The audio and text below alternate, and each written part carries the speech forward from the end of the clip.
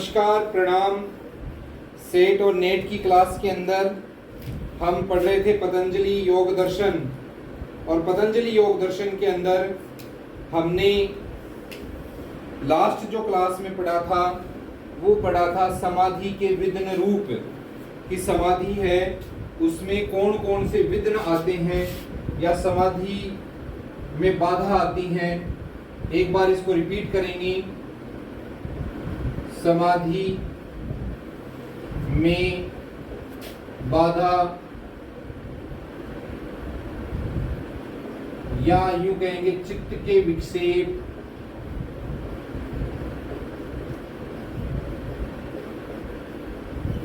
चित्त के विक्षेप या विघ्न रूप।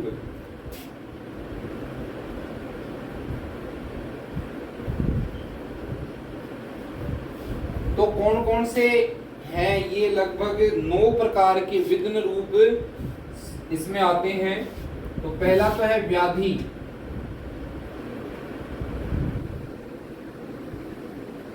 दूसरा है सत्यान, आप लिखना चाहे तो लिख सकते हैं।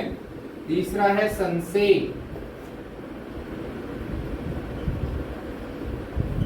चौथा है प्रमाद। पांचवा है आलस्य।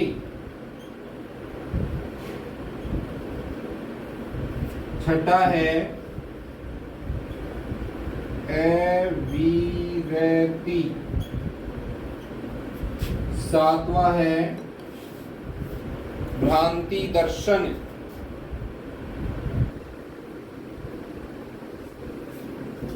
सातवां भ्रांति दर्शन।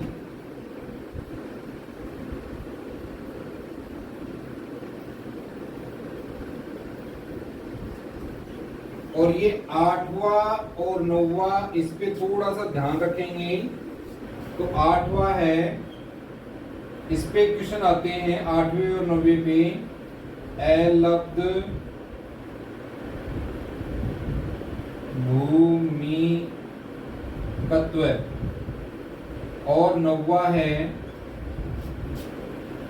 अनवस्थित्व।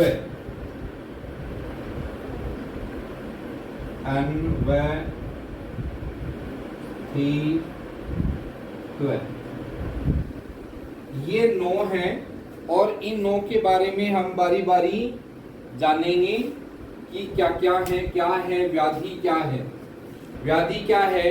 शरीर व मन के स्वाभाविक क्रियाओं में व्याधान जब पड़ जाता है तो उसे व्याधि कहते हैं। वही स्त्यान क्या है?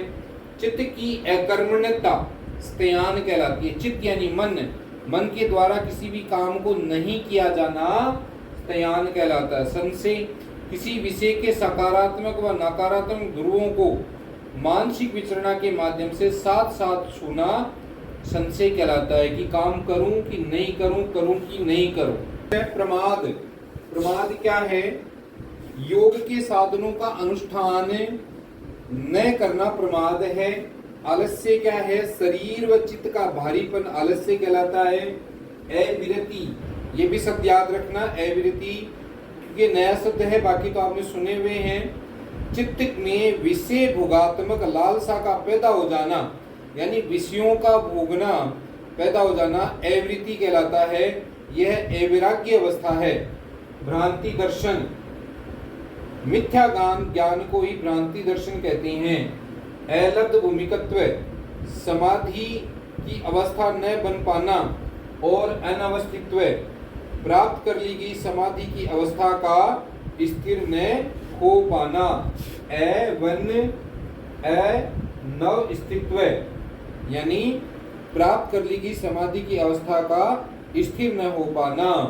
ठीक है। और इनका उपाय क्या बताया गया है? जप की प्रक्रिया के द्वारा ये समाधि की बाधाएं नष्ट हो जाती हैं। इनका उपाय क्या है? उपाय जप। ये भी याद रखना इनका उपाय क्या है। समाधि की जो बाधाएं हैं इनका उपाय है जप। और जप की पहले हमने चर्चा की थी कि ओम शब्द का जप, ओम शब्द का जप कितने प्रकार के जप बताए गए थे? 3 प्रकार के जप बताए गए थे। एक तो था वाचिक जप, एक है उपांशु जप और एक है मानसिक जप। इन जप ओमकार के जप के माध्यम से समाधि की बाधाओं से छुटकारा पाया जा सकता है। अब एक बड़ा ही इंपॉर्टेंट पॉइंट आ रहा है, ये जो चित्त के विक्षेप हैं, ये जो समाधि में बाधाएं हैं, इनके सहभागी कौन है? क्या बताया? सहभागी। इस सहभागिता के ऊपर हर बार क्वेश्चन पूछा गया है नेट के अंदर। नेट के जितने भी आप पेपर देखोगे, उन पेपरों के अंदर आप नजर करोगे तो आपको ये सहभागिता में क्वेश्चन किसी न किसी प्रकार से घूम फिर के पूछा गया है। तो पॉइंट है, चित्त के विक्षेप के सहभागी।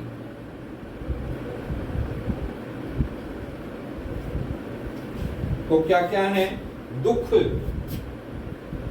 एक तो क्या है? दुख। एक है दोर्मनस्य,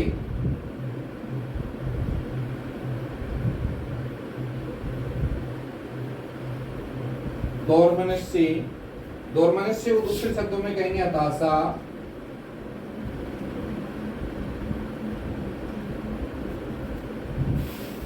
शरीर के अंगों में सूक्ष्म कंपकपी।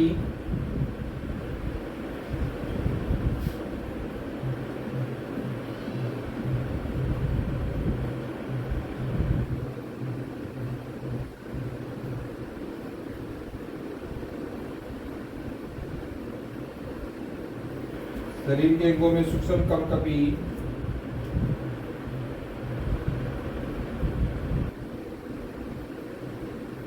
असहज श्वास प्रश्वास।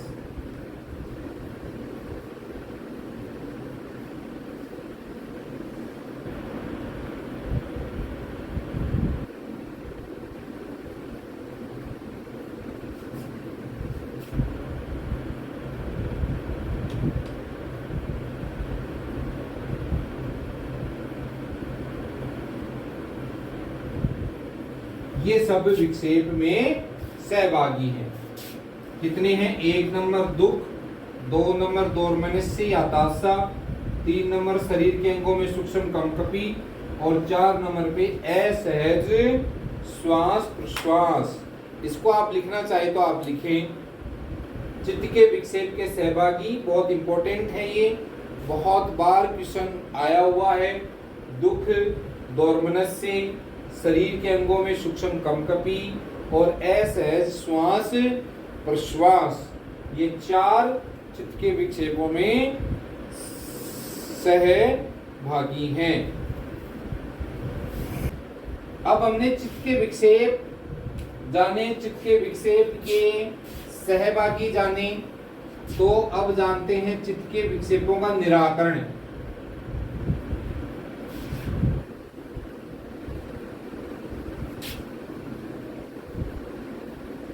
का निराकरण।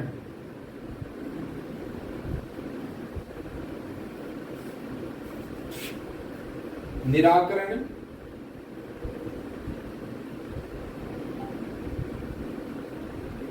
तो एक शब्द आता है एकत्व का अभ्यास।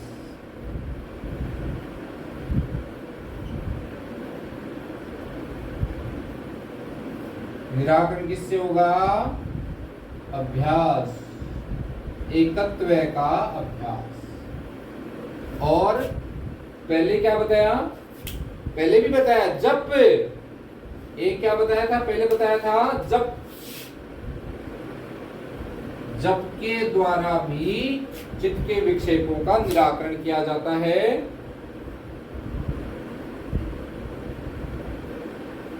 चित्त के विक्षेपों का के निराकरण के लिए एकत्व का अभ्यास करना चाहिए।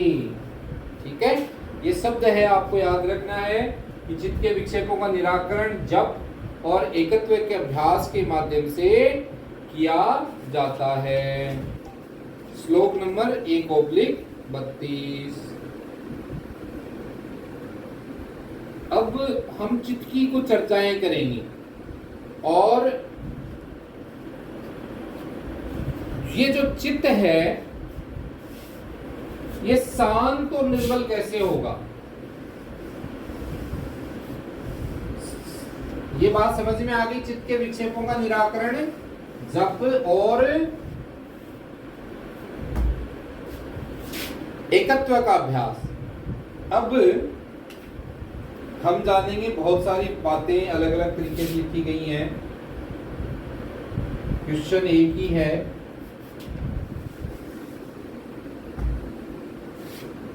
क्वेश्चन है या फिर आप ये मान लीजिए, पॉइंट मान लीजिए, चित्त शांत व निर्मल कैसे होता है, कैसे होता है, क्वेश्चन है। तो इसके अलग अलग तरीके पतंजलि योग दर्शन के अंदर श्लोक नंबर 33 से बताए गए हैं। 33 से लेकर शुरू किए गए हैं। तो 33 नंबर श्लोक क्या कह रहा है? कह रहा है मैत्री करुणा प्रसन्नता। मैत्री शब्द है, ये भी अच्छा क्वेश्चन शब्द है। मैत्री करुणा प्रसन्नता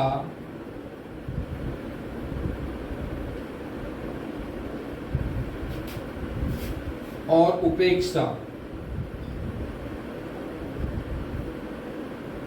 यानी कह रहा है कि सुखी व्यक्तियों के प्रति मैत्री भाव, दुखी व्यक्तियों के प्रति करुणा का भाव, पुण्य आत्मा व्यक्तियों के प्रति प्रसन्नता का भाव तथा पापी व्यक्तियों के प्रति उपेक्षा का भाव रखने से साधक का चित्त शांत व निर्मल हो जाता है। भाव है, क्या है ये? भाव, मैत्री करुणा प्रसन्नता उपेक्षा। 33 नंबर श्लोक में कह रहा है कि मैत्री किसके साथ रखेंगे? सुखी व्यक्ति के साथ। करुणा किसके साथ रखेंगे? दुखी व्यक्ति के साथ में। और प्रसन्नता किसके साथ रखेंगे? पुण्य आत्माएं जो है उनके साथ में प्रसन्नता, और जो पापी आदमी उसके प्रति उपेक्षा रखने से हमारा चित्त शांत व निर्मल हो जाता है। 1/33 आप इसको लिखें, मैत्री करुणा प्रसन्नता और उपेक्षा, ये 4 शब्द लिख लें। ठीक है,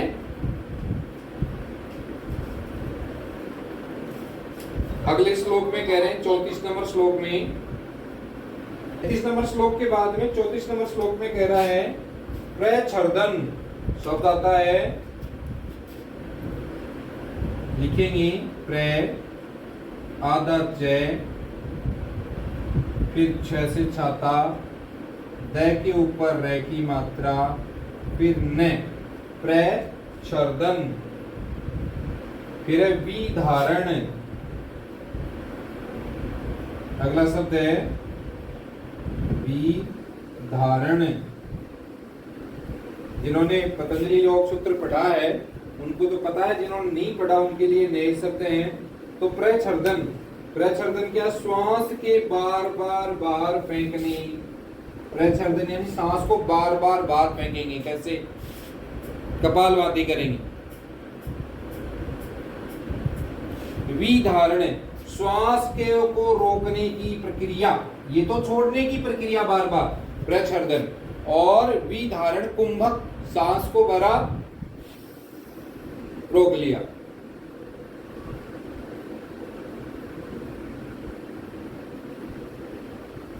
के द्वारा भी चित्त शांत व निर्मल बनाया जाता है या निर्मल बन जाता है। यानी प्राणायाम करने से चित्त है वो कैसा बनेगा? निर्मल। प्राणायाम, प्राणायाम विधारण, सांस को रोकना यानी कुंभक लगाना। कुंभक किसमें लगाते हैं? प्राणायाम की क्रिया के अंदर कुंभक लगाते हैं। फिर अगले श्लोक में कह रहे हैं विषय वाली प्रवृत्तियां। विषय वाली प्रवृत्तियां कौन सी है? शब्द, रूप, रस, गंध, स्पर्श, इंद्रिय विषयों को विषय बनाकर उत्पन्न हुई प्रकृष्ट वृत्ति भी, जो कि मन की स्थिरता को बनाए रखने वाली होती है, चित्त को शांत व निर्मल बना देती है। चलो थोड़ा सा इसके बारे में लिखता हूं। 35 नंबर श्लोक। 35 नंबर श्लोक में क्या कह रहे हैं?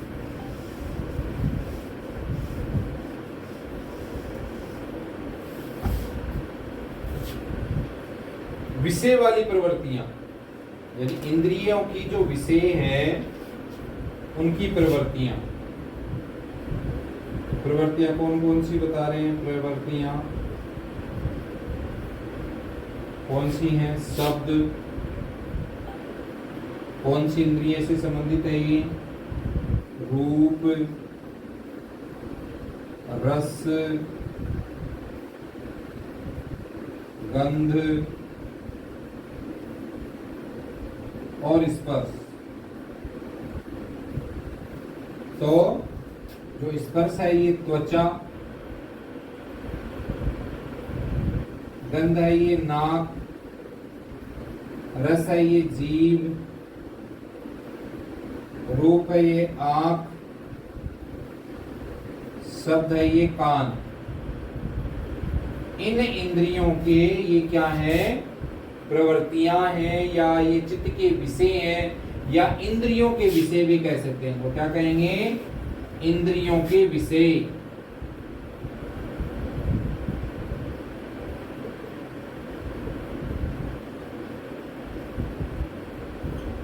ये जो इंद्रियों के विषय हैं,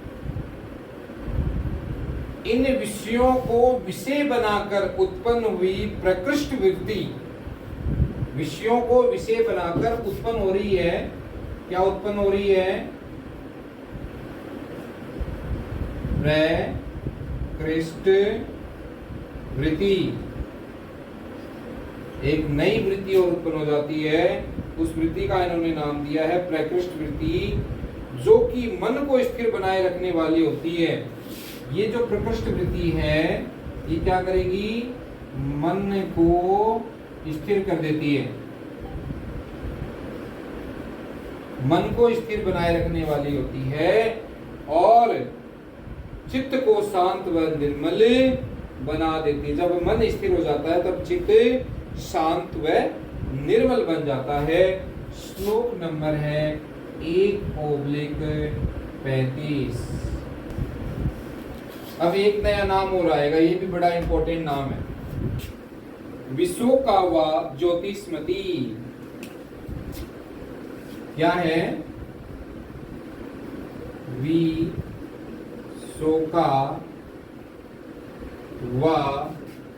ज्योतिष्मती।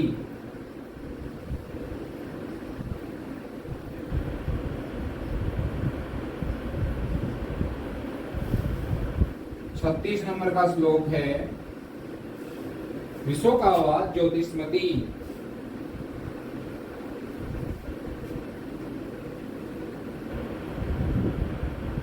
तो ये क्या है? विशोकावा ज्योतिष्मती क्या? शोक से रहित,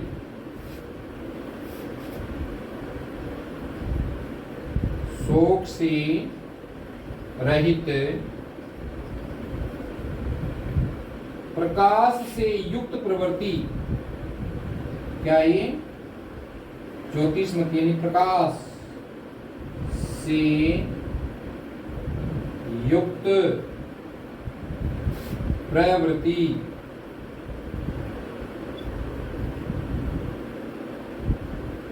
उत्पन्न हो जाए।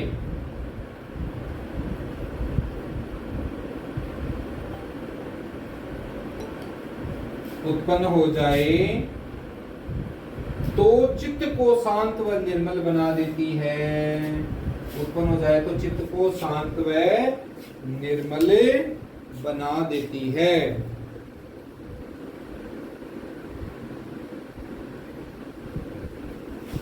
क्या बताया 36 नंबर श्लोक में? चित्त व शांत व निर्मल कैसे होते हैं? तो विशोका व ज्योतिषमती यानी शोक से रहित, प्रकाश से युक्त प्रवृत्ति उत्पन्न हो जाए तो क्या होगा? चित्त शांत व निर्मल बन जाता है। स्क्रीनशॉट ले लें।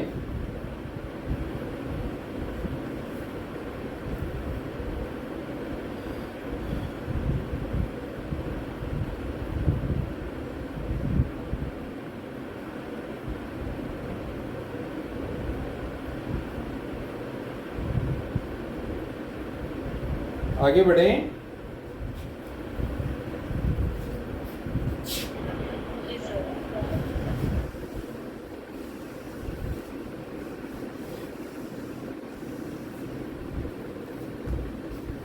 आगे है, अगला शब्द है चित्त प्रसादन। चित्त प्रसादन, ठीक है। क्या कह रहा? राग रहित योगियों, राग रहित योगियों यानी राग द्वेष सर्वथा नष्ट हो जाए। क्या बता रहा है? राग और द्वेष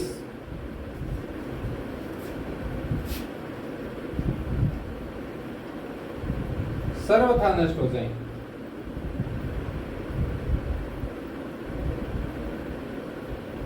हो जाए तो इनको क्या कहेंगे? राग रहित योगी। क्या हो जाएंगे? राग रहित योगी।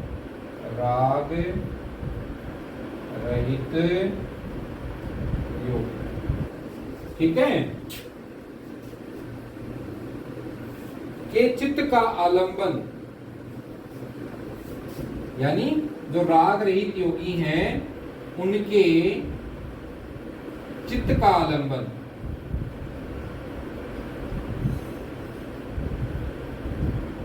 आलंबन, चित्त का आलंबन या यूं कहें चित्त में ध्यान।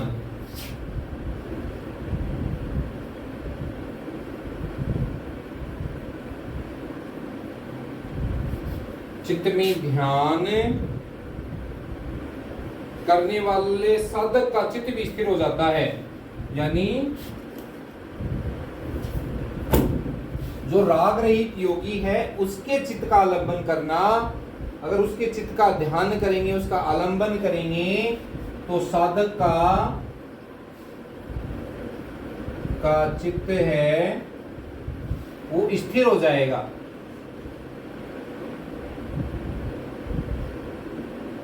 या उसमें स्थिरता आ जाएगी या यूं कहे चित्त प्रसादन हो जाएगा। स्थिरता या चित्त प्रसादन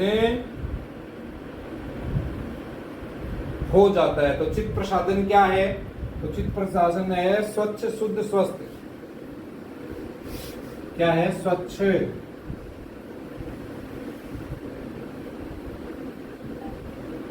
शुद्ध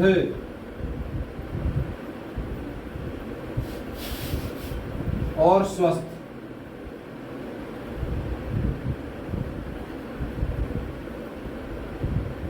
यानी चित्त प्रसादन हो जाता है। तो चित्त प्रसादन यानी स्वच्छ शुद्ध और स्वस्थ हो जाता है। और क्या हो जाता है? चित्त शांत व निर्मल हो जाता है। चित्त शांत व निर्मल हो जाता है।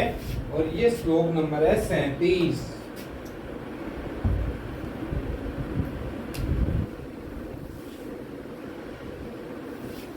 क्या कह रहा है? स्वप्न का आलंबन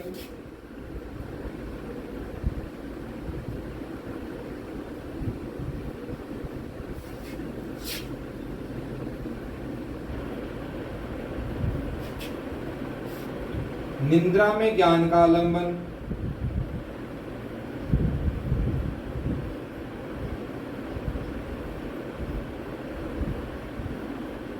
ज्ञान का आलंबन, अर्थात स्वयं होने के बोध का आलंबन।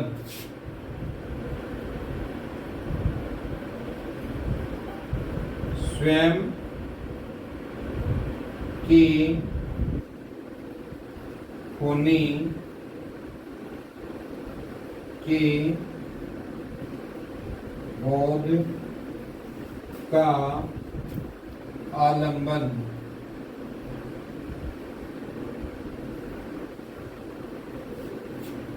भी चित्त को शांत व निर्मल कर देता है। स्वप्न का आलंबन, निद्रा में ज्ञान का आलंबन। ठीक है, अर्थात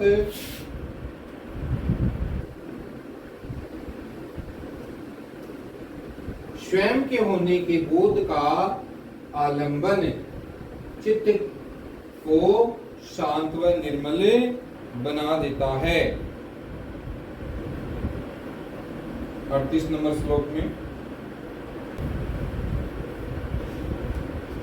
तो किसी भी मान्य सिद्धांत के अनुसार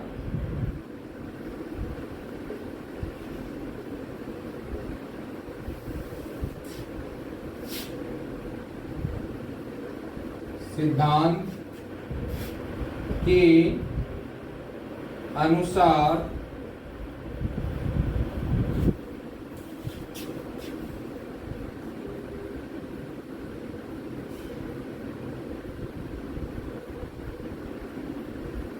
किसी भी मान्य सिद्धांत के अनुसार ध्यान करने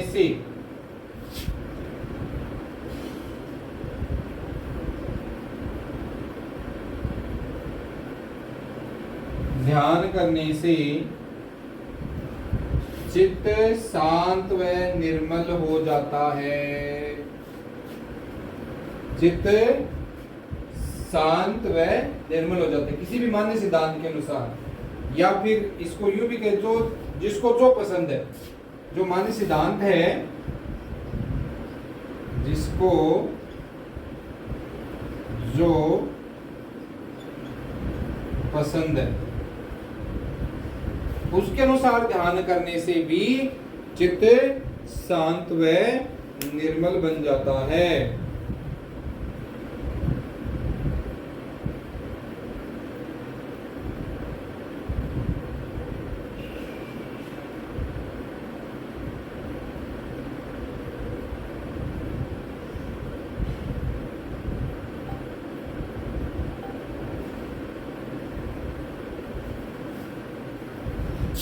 चलिए, ये बात थी 39वें नंबर श्लोक में।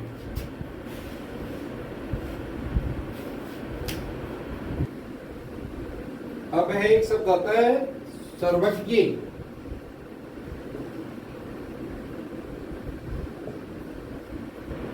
सर्वज्ञ क्या है? जो हमने 33 नंबर से लेकर 39 नंबर तक श्लोक पढ़े हैं, 30 से 39 तक के जो श्लोकों की चर्चा की है, जो विधियां बताई गई हैं,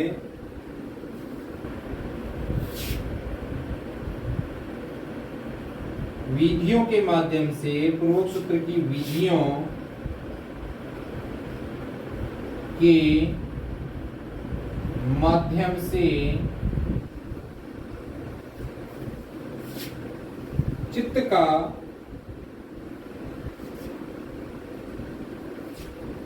माध्यम से स्थिर हुए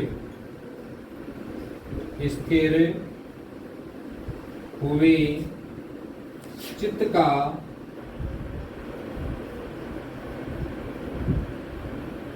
परमाणु से लेकर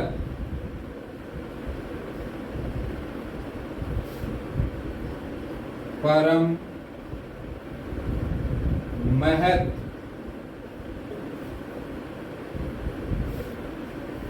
पर्यंत वशीकरण संभव हो जाता है।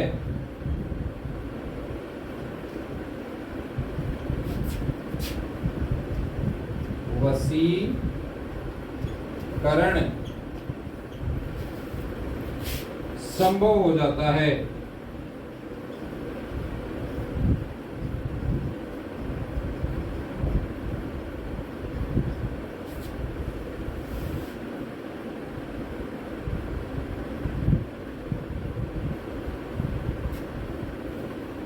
वशीकरण संभव हो जाता है और इन उपायों से चित्त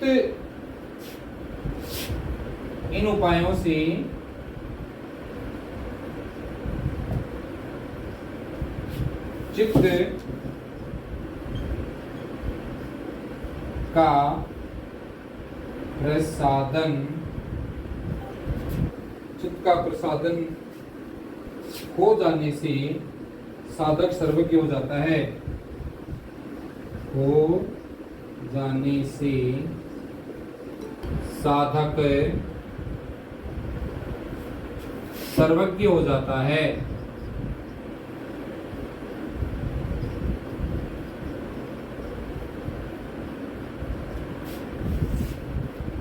तो सर्वज्ञ कब होगा साधक? जो 33 से 39 में क्या बताया गया है? चित्त का निर्मल व शांत हो जाना।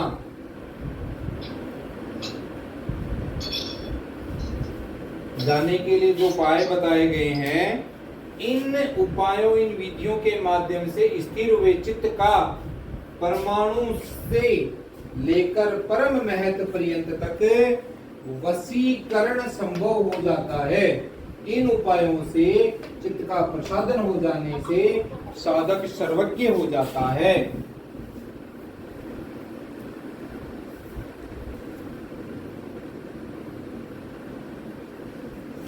ये बात 40 नंबर श्लोक के अंदर कही गई है। 1/40।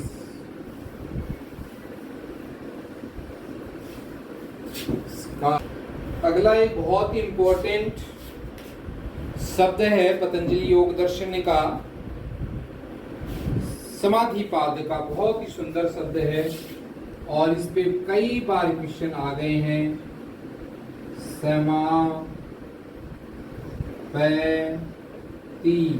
समापति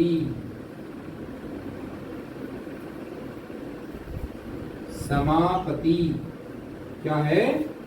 समापति क्या है? ये क्या बला है? चलो जानते इसके बारे में।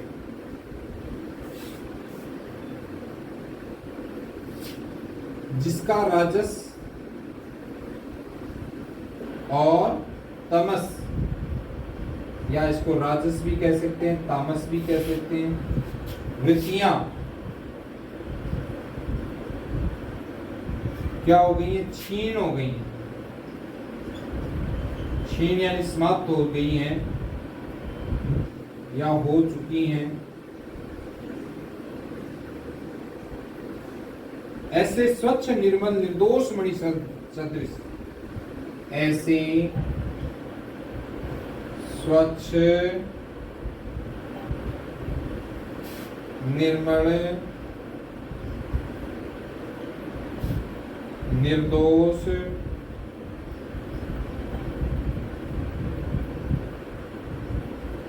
मणि सदृश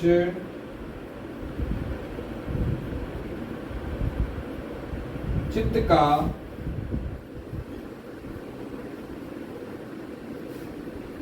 ग्रहीता, ग्रहण और ग्राह्य के रूप में, ग्राह्य के रूप में स्थिर होकर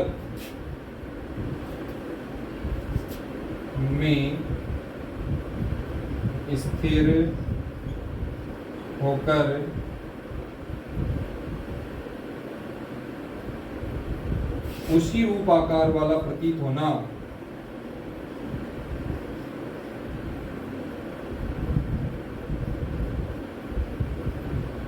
उसी रूप आकार में प्रतीत होना,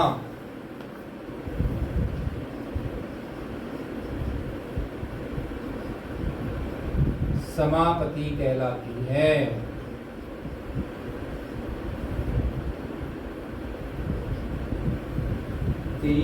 कहलाती है।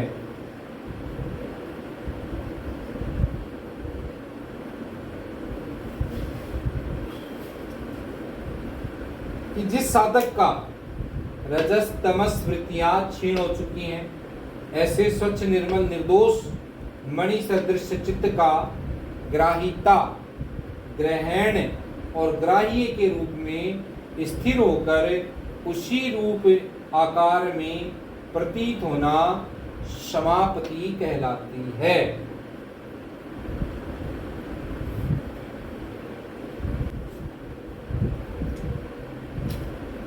ये 4 प्रकार की होती है। समापति कितनी प्रकार की होती हैं? 4 प्रकार है इसके। तो 4 प्रकार कौन कौन से इसके? सवितर्का समापति,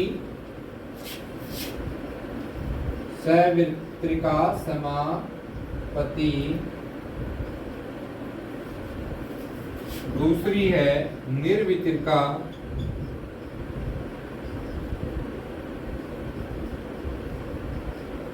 का समापति, तीसरी है सविचारा,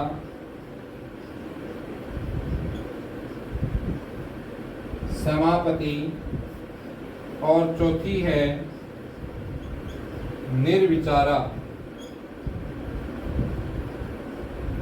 समापति। क्या तो समापति के 4 प्रकार बताएं, सवितर्क समापति, निर्वितर्क समापति और सविचारा और निर्विचारा। और हमने संप्रज्ञात समाधि की 4 अवस्थाएं जानी थी, वितर्कानुगत, विचारानुगत, आनंदानुगत और अस्मितानुगत। ठीक है, आइए अब हम जानेंगे कि सवितर्का क्या है, निर्वितर्का क्या है। तो जानते हैं।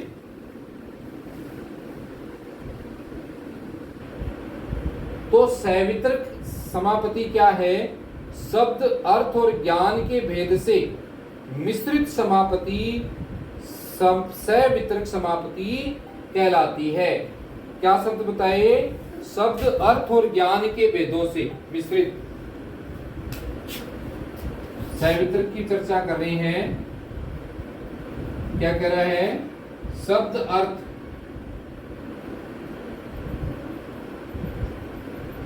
शब्द, अर्थ और ज्ञान के भेद, शब्द, अर्थ और ज्ञान के भेद से मिश्रित समापति, मिश्रित समापति सवितर्क समापति कहलाते। वहीं निर्वितर्का क्या कह रहा है? स्मृति के परिशुद्ध हो जाने पर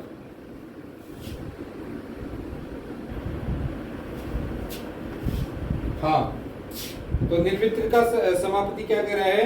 स्मृति के परिशुद्ध हो जाने पर अपने ग्रहण रूप से शून्य हुई सी केवल अर्थ मात्र का बोध कराने वाली स्थिति निर्वितर्का समापति कहलाती है। क्या करा रहा है? अर्थ मात्र का बोध।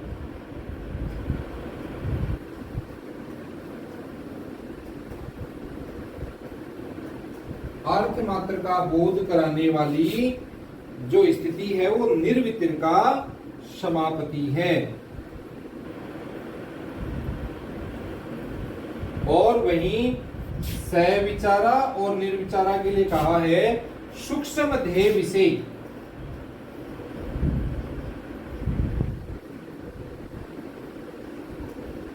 ध्येय, सूक्ष्म ध्येय विषय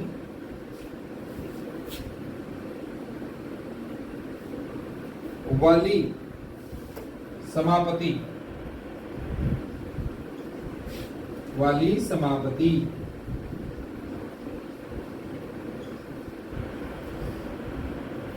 तो सूक्ष्म ध्येय विषय वाली जो समापति हैं वो सविचारा और निर्विचारा समापतियां हैं।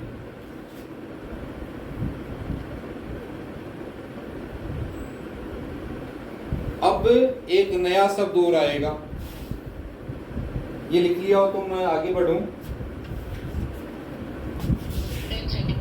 हाँ, इसको मैं दोबारा रिपीट कर देता हूं। जो सवितरक समाधि है वो शब्द अर्थ ज्ञान के भेद से मिश्रित समापति है, वो सवितरक समापति कहलाती है। निर्वितरका समापति क्या कहती है कि स्मृति के परिशुद्ध हो जाने पर अपने ग्रहण रूप से शून्य से हुई केवल अर्थ मात्र का बोध कराने वाली, अर्थ मात्र का बोध कराने वाली जो स्थिति है वो क्या है, निर्वितरका समापति कहलाती है। और सविचारा निर्विचारा क्या है, सूक्ष्म ध्येय विषय वाली समापतियां हैं, वो क्या है, सविचारा व निर्विचारा हैं।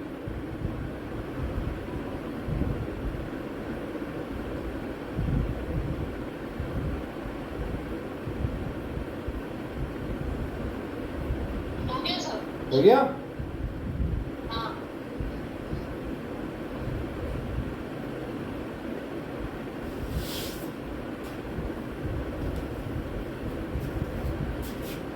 अब एक बहुत सुंदर सा शब्द आएगा, सबीज समाधि।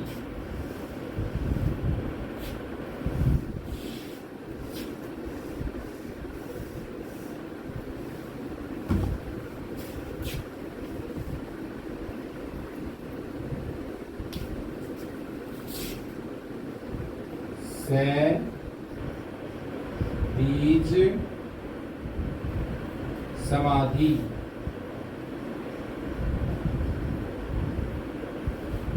हेडिंग डालें सबीज समाधि। तो क्या है, सवितरका निर्वितरका सविचारा और निर्विचारा समापतियों को संयुक्त रूप से, इन सभी को क्या कहेंगे, संयुक्त रूप से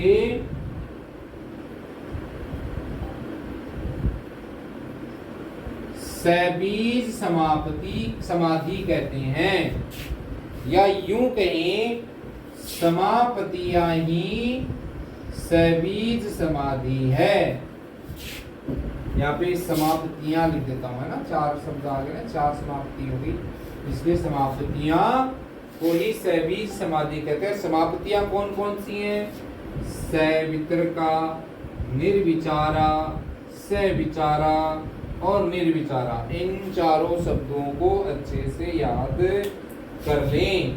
और ये सविज समाधि है, इसको क्या बताएंगे, इसको कोई पूछ लेगी सविज समाधि क्या है, मान लीजिए आपका कोई इंटरव्यू और आपसे समाधि कोई क्वेश्चन कर ले, साहब सविज समाधि बताओ, तो क्या बताओगे, सवितरका, निर्वितरका, सविचारा और निर्विचारा नामक समापतियों को संयुक्त रूप से सविज समाधि कहते हैं।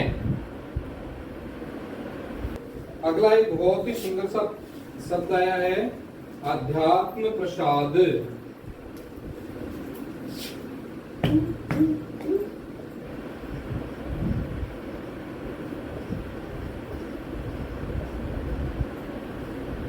अध्यात्म प्रसाद क्या है,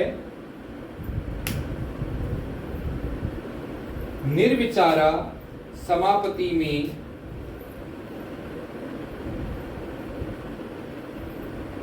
बेसारध्य अवस्था उत्पन्न हो जाने पर योगी को अध्यात्म प्रसाद प्राप्त होता है।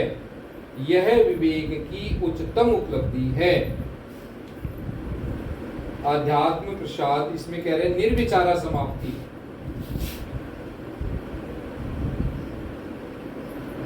निर्विचार समापति में, यानी निर्विचार समापति जब लगती है तो उसमें वेसारध्य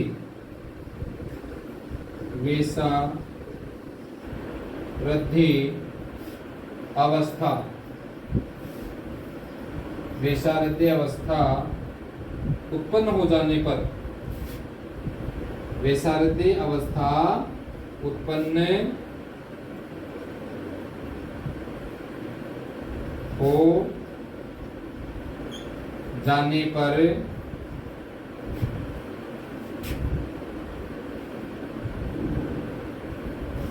आध्यात्म प्रसाद उत्पन्न होता है।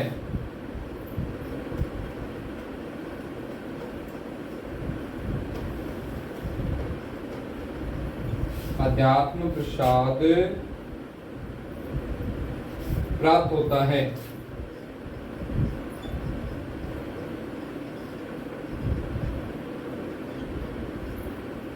यह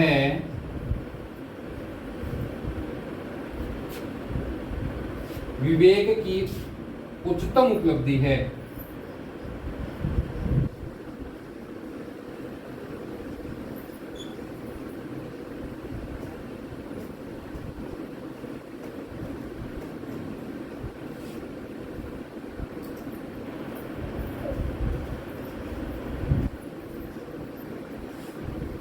यह विवेक की उच्चतम उपलब्धि है। तो शब्द था अध्यात्म प्रसाद। अध्यात्म प्रसाद शब्द आया और फिर निर्विचार समापत्ति में क्या उत्पन्न होता है? वैसारध्य अवस्था उत्पन्न हो जाने पर अध्यात्म प्रसाद प्राप्त होता है और ये विवेक ख्याति की उच्चतम उपलब्धि है। विवेक की उच्चतम उपलब्धि है। अब आता है वैसारध्य शब्द। क्या आया? वैसारध्य। ये वैसारध्य क्या है, इसके बारे में जानेंगे।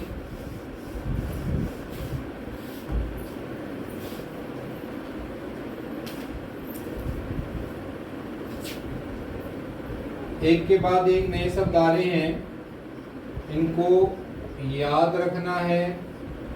इन शब्दों के ऊपर क्वेश्चन आते हैं। कह रहे हैं सत्व गुण का परम स्वच्छ व अति स्थिर प्रवाह वैसारध्य कहलाता है। सत्व गुण मैं बता रहा था। सत्व गुण होते हैं 3 प्रकार के। कौन सा होता है? सत्व, रज और तम। हम यहाँ पे बात कर रहे हैं सत्व गुण की। रज और तम की यहाँ पे बात हमें नहीं कर रहे, पर गुण की बात आई तो मैंने आपको 2 गुण के बारे में और बता दिया। तो क्या? सत्व गुण का परम स्वच्छ, सत्व गुण का भी परम स्वच्छ,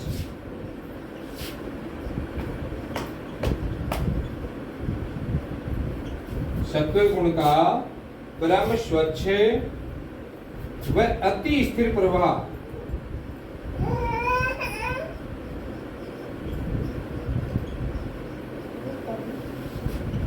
अति स्थिर प्रवाह है।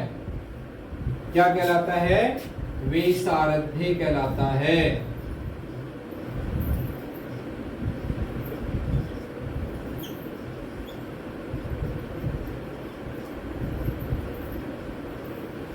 तो वैसारध्य क्या बताया? इस सत्व गुण का ब्रह्म स्वच्छ व अति स्थिर प्रवाह वैसारध्य कहलाता है। अगला जो शब्द है वो है ऋतंबरा। कौन है ये ऋतंबरा?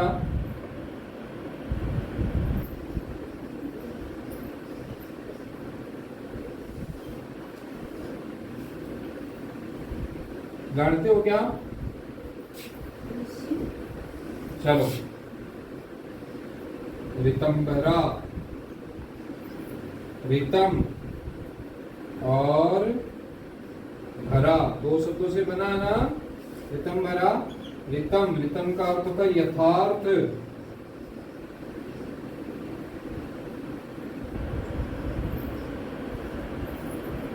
और भरा धारण करने वाली।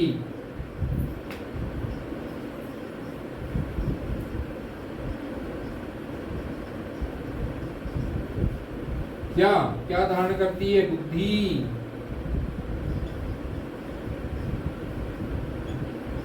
यथार्थ और यथार्थ को धारण करने वाली बुद्धि ऋतंबरा कहलाती है। तो कह रहे हैं, या सत्य को बोध कराने वाली भी कहेंगे,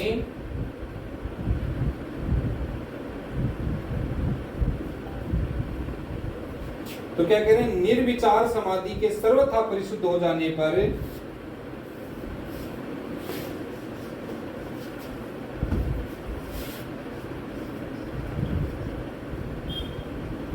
निर्विचार,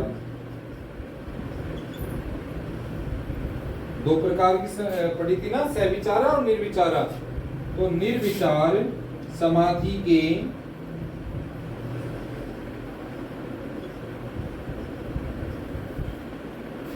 सर्वथा परिशुद्ध हो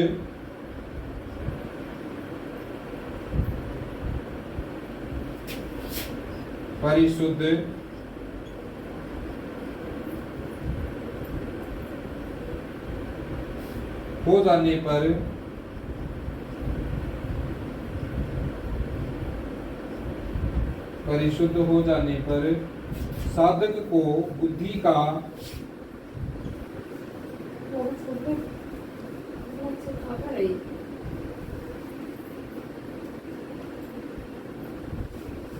का उच्चतम शिखर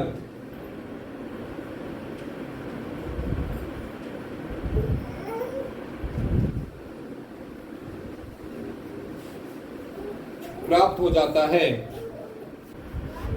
तो ऋतंबरा, ऋतन यानी यथार्थ, भरा यानी धारण करने वाली, यानी निर्विचार समाधि के सर्वथा परिशुद्ध हो जाने पर साधक को बुद्धि का उच्चतम शिखर प्राप्त होता है। उच्चतम शिखर प्राप्त होता है, उसे ऋतंबरा प्रज्ञा कहते हैं। उसे ऋतंभरा प्रज्ञा कहते हैं।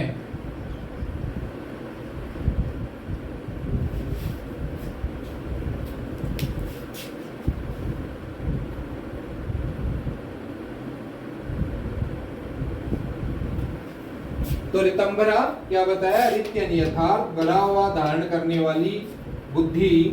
तो क्या बताया? निर्विचार समाधि के सर्वथा परिशुद्ध हो जाने पर साधक को बुद्धि का उच्चतम शिखर प्राप्त होता है। यही उच्चतम शिखर ऋतंबरा प्रज्ञा होती है। और प्रज्ञा के प्रकार क्या है?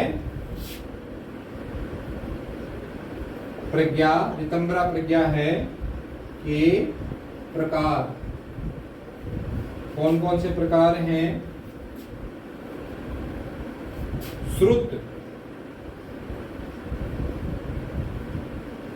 श्रुत, या इसको कहेंगे शब्द प्रमाण जनित,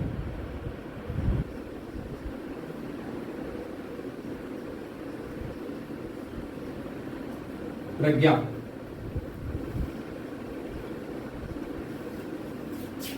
दूसरी है अनुमान,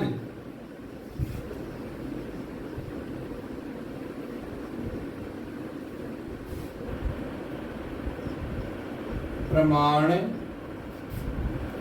जनित प्रज्ञा। तीसरी है ऋतंबरा प्रज्ञा।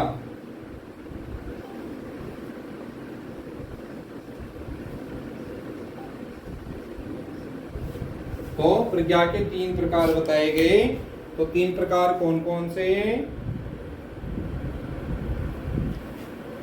श्रुत यानी शब्द प्रमाण जनित प्रज्ञा, अनुमान प्रमाण जनित और ऋतंभरा प्रज्ञा। ये 3 प्रकार के प्रज्ञा की चर्चा यहाँ पे होती है। निर्बीज समाधि, समाधि पाद का 51वां श्लोक है, लास्ट श्लोक। निर्बीज समाधि क्या है ये? ऋतंभरा प्रज्ञा संप्रज्ञात समाधि की चरम अवस्था में घटित होती है। जब ऋतंभरा प्रज्ञा जनित संस्कार रोक दिए जाने पर सब चित्तवृत्तियां निरुद्ध हो जाने से निर्बीज समाधि घटित होती है और निर्बीज समाधि को असंप्रज्ञात समाधि भी कहते हैं। तो निर्बीज समाधि को क्या कहा?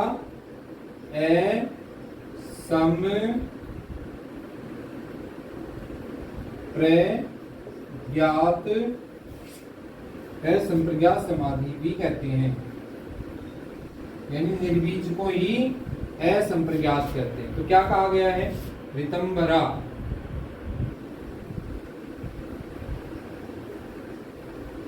जो ऋतंभरा है क्या है? ये प्रज्ञा है और ये कब उत्पन्न होगी? संप्रज्ञात। जो संप्रज्ञात समाधि है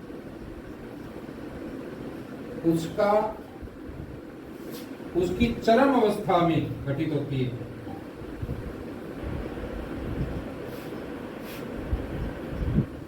चरम अवस्था में घटित होती है।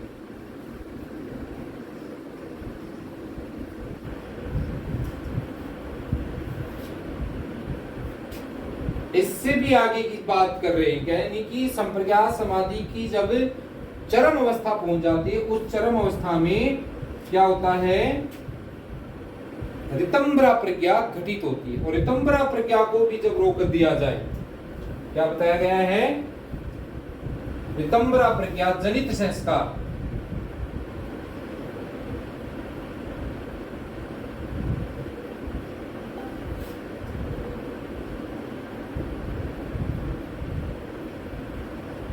जनित संस्कार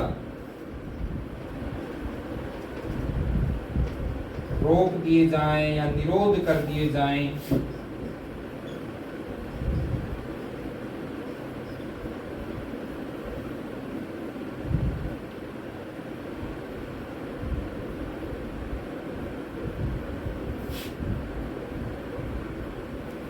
कर दिए जाने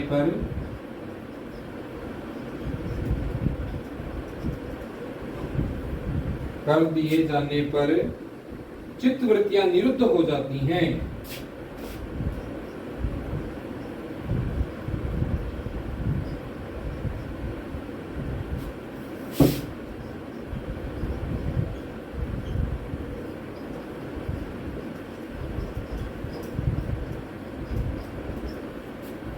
तो चित्तवृत्तियां निरुद्ध हो जाती हैं या निरुद्ध हो जाने से निर्बीज समाधि घटित होती है।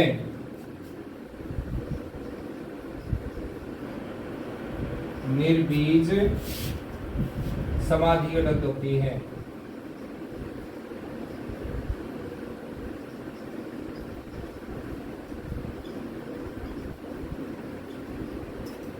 बहुत इंपॉर्टेंट है आप। तो ये हमारा पतंजलि योग दर्शन का 51वां श्लोक था समाधि पाद का, और इस प्रकार से समाधि पाद हमारा पूर्ण होता है। हम फटाफट रिवीजन करें, मुख्य मुख्य बातें हम रिवीजन कर लें। क्या आज्ञा है क्या रिवीजन करने की?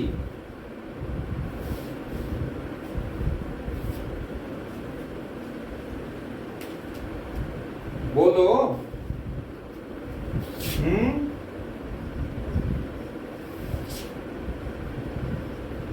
रिवीजन कर लेंगे समाधि पाद का। समाधि पाद में कुल कितने श्लोक हैं? 51 श्लोक हैं। ठीक है, फटाफट कर लेते हैं। और योग की परिभाषा क्या है? योगस चित्त वृत्ति निरोध। चित्त की वृत्तियों का रोकना, रोकना, उनको निरोध करना योग कहलाता है। चित्त क्या है? मन। और वृत्ति क्या है? चित्त की वृत्तियां। वृत्तियां कितनी प्रकार की होती हैं? 5 प्रकार की। 5 प्रकार की कैसे कैसे होती हैं? क्लिष्ट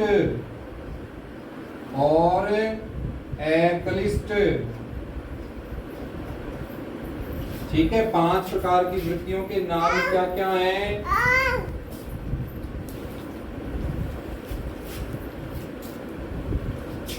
और बड़े भी बाबू का मान आधे वाले ले ले। इन मध्य दो लिया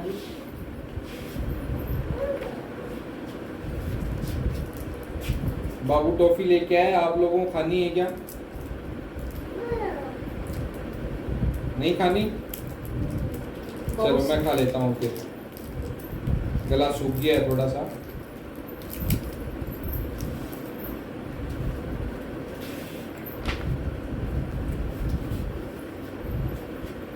तो चर्चा चल रही थी कि चित्त की वृत्तियां कौन कौन सी हैं? 5 प्रकार की होती हैं, क्लिष्ट और अक्लिष्ट प्रकार की। तो 5 वृत्तियां हैं। प्रमाण, दूसरी क्या क्या नाम है? विप्रिय, तीसरी है विकल्प,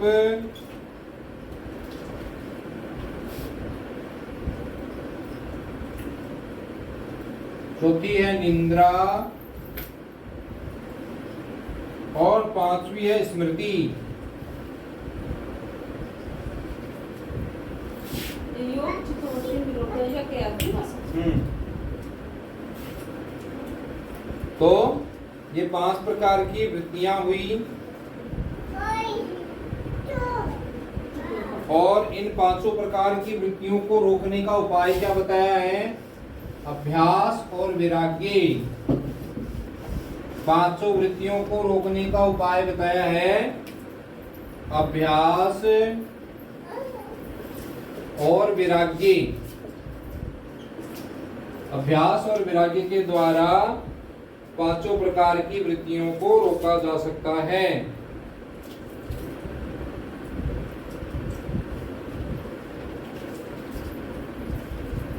फिर एक शब्द आया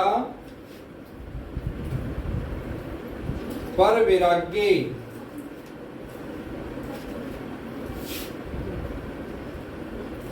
तो पर वैराग्य क्या बताया है? पर वैराग्य को उच्चतम स्तर का वैराग्य है जो आत्मा पुरुष के साक्षात्कार होने से त्रिगुणों सत्व रज तम से तृष्णा रहित हो जाता है। चित्त में पूर्ण निरोध करने की इच्छा का होना, सत्व रजोतम गुणों की वितृष्णा पैदा हो जाना पर वैराग्य है। और पर वैराग्य से असंप्रज्ञात समाधि घटित होती है।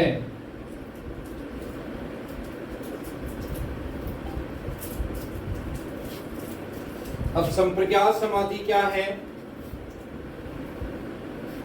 अब समाधि के 2 नाम आए, 2 प्रकार होते हैं समाधि के प्रकार। तो समाधि के प्रकार 2 हैं। एक तो है सम प्रज्ञात, दूसरी है असम प्रज्ञात। संप्रज्ञात को सबीज बोलते हैं और असंप्रज्ञात को निर्बीज बोलते हैं।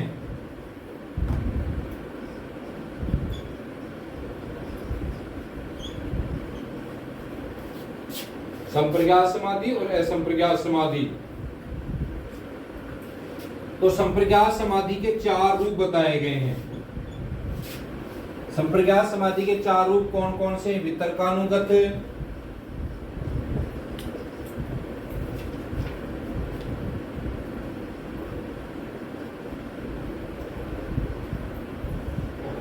दूसरा है विचारानुगत,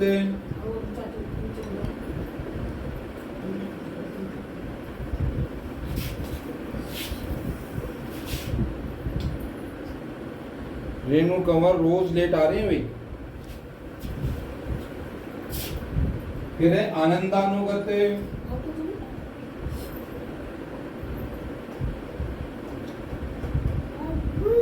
और फिर है अस्मितानुगत।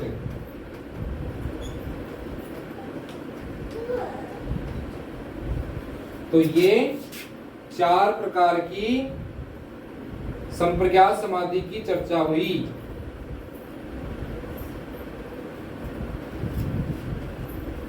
फिर हम आगे चर्चा करें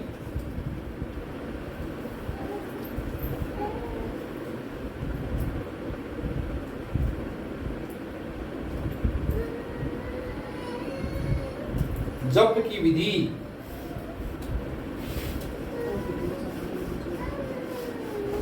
जप, तो जप किसका है? ओमकार का जप है, और इसके 3 विधियां दी गई हैं। कौन कौन सी विधि है? पहली विधि है वाचिक, दूसरी है उपांशु, और तीसरी है मानसिक। ये 3 विधियां किसकी बताई गई हैं? जप की बताई गई हैं। किसकी बताई गई है? जप। और ये जप क्या करता है? चित्त के जो विक्षेप हैं, जप से क्या लाभ होता है? चित्त के विक्षेप, इनको रोकने का काम करता है। कौन करता है? जप। तो ये चित्त के विक्षेप बोल दीजिए या समाधि में बाधा बोल दीजिए। ये कितने हैं? 9।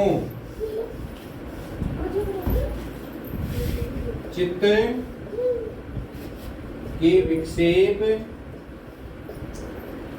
या समाधि में बाधा।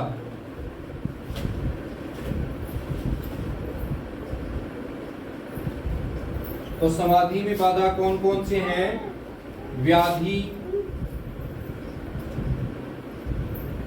दूसरा है सतियान, तीसरा है संशय, चौथा है प्रमाद, 5वां है आलस्य, 6वां है अविरति, 7वां है भ्रांति दर्शन,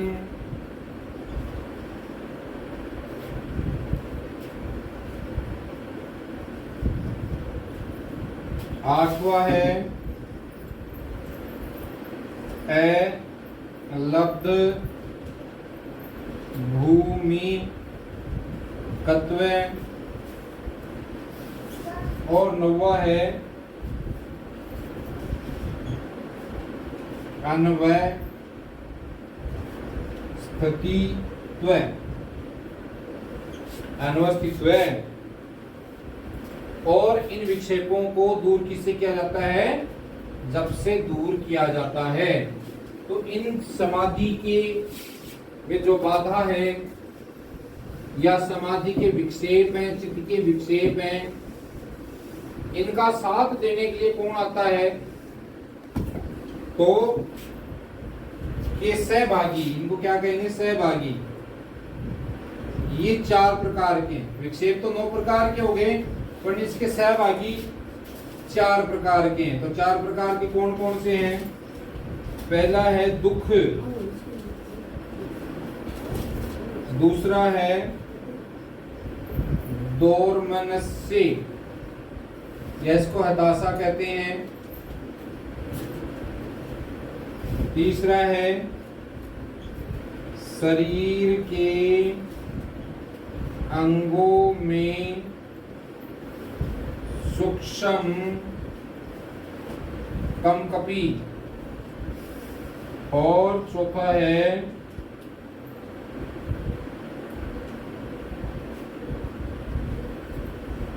असहज श्वास प्रश्वास।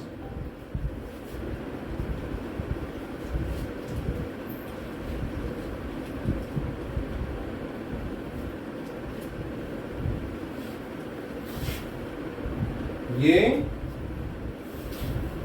चित्त का क्या बताया गया है? विक्षेपों के सहभागी है और इनको रोकने का उपाय क्या गया है? एकत्व का अभ्यास। एक तो जब बताया गया है, एक है एकत्व का अभ्यास।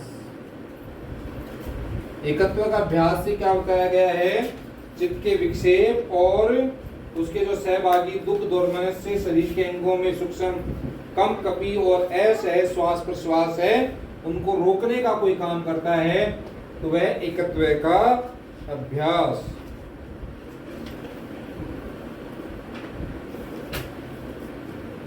फिर हम बात करते हैं समापति।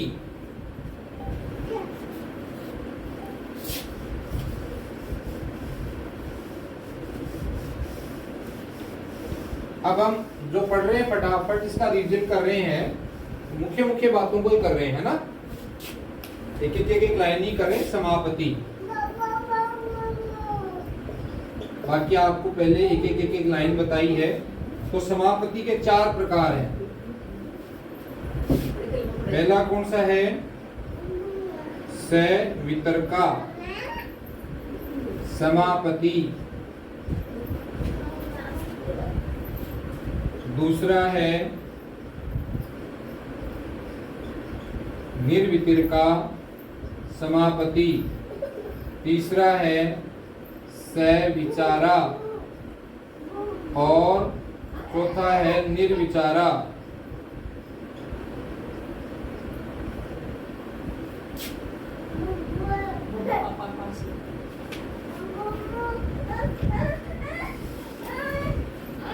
फिर अगला पॉइंट आता है प्रज्ञा।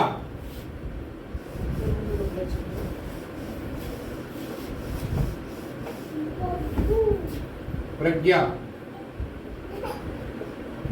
प्रज्ञा 3 प्रकार की होती है। कौन सी होती है? श्रुत या शब्द प्रमाण,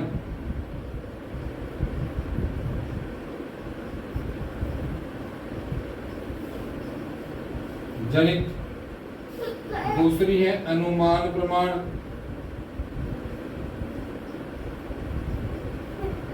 और तीसरी है ऋतंभरा। ऋतंभरा प्रज्ञा।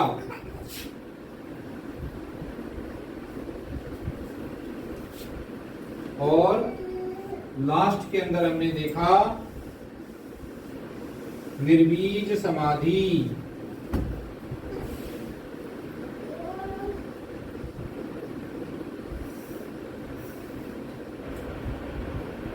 तो निर्बीज समाधि क्या है? ऋतंभरा प्रज्ञा। ऋतंभरा प्रज्ञा के संप्रज्ञात समाधि की चरम अवस्था में घटित होती है, जब ऋतंभरा प्रज्ञा जनित संस्कार रोक दिए जाने पर सब चित्तवृत्तियां निरुद्ध हो जाती हैं, तो निर्बीज समाधि घटित होती है। इसी निर्बीज समाधि को कहते हैं असंप्रज्ञात समाधि।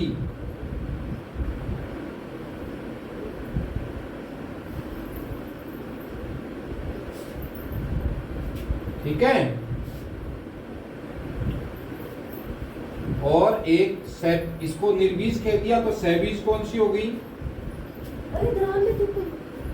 सहबीज हो गई संप्रज्ञात।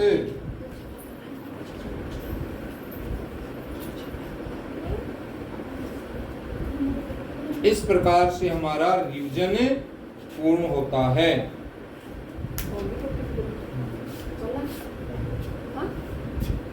हाँ, तो हमने पतंजलि योग दर्शन की 2 क्लासों के अंदर समाधि पाद पूर्ण किया।